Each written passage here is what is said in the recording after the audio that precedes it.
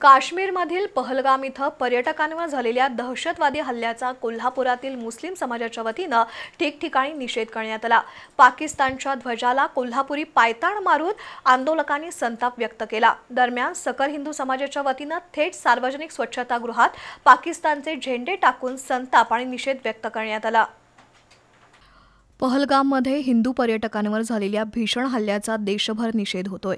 कोल्हापुरातील जमियत उलमाए हिंदच्या वतीनं तारानाळी चौकात निषेध आंदोलन करण्यात आलं। यावेळी दहशतवादी आणि पाकिस्तानच्या विरोधात तीव्र निदर्शनं करून हल्ल्यामध्ये बळी पडलेल्यांना श्रद्धांजली वाहण्यात आली। केंद्र सरकारनं त्या हल्लेखोरांना आणि खऱ्या सूत्रधारांना धडा शिकवावा अशी मागणी जमियतचे अध्यक्ष मौलाना अझहर सय्यद यांनी केली।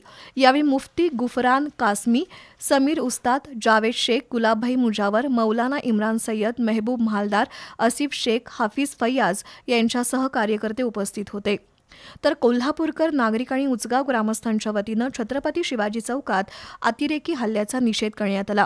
पाकिस्तानच्या प्रतिमेला जोडे मारून आणि ध्वज पायदळी तुडवून आंदोलकांनी संताप व्यक्त केला। काश्मीर अशांत करण्याबरोबरच देशात दुफळी माजवण्याचं षडयंत्र रचणाऱ्या पाक पुरस्कृत अतिरेक्यांचा केंद्र सरकारनं कायमचा नायनाट करावा अशी मागणी यावेळी करण्यात आली। आंदोलनात तलहा मणेर, नामदेव वांगडे, विजय गुळवे, रहीम सनदी, प्रकाश भोसले, पिंटू स्वामी, अजिंक्य जाधव, संदीप कुंभार, श्रीकांत पाटील, बबलू बागवान, वल्लभ जामसांडेकर यांच्यासह नागरिक सहभागी झाले होते। दुसरीकडे सकल हिंदू समाजातर्फे आज पाकिस्तान विरोधात उग्र निदर्शनं झाली। सार्वजनिक शौचालयात पाकिस्तानचे झेंडे लावून संताप व्यक्त करण्यात आला। यावेळी पाकिस्तान मुर्दाबादच्या घोषणा देण्यात आल्या। तसंच कोल्हापुरात वास्तव्यास असणाऱ्या पाकिस्तानी नागरिकांना ताबडतोब त्यांच्या देशात पाठवावं अशी मागणी करण्यात आली।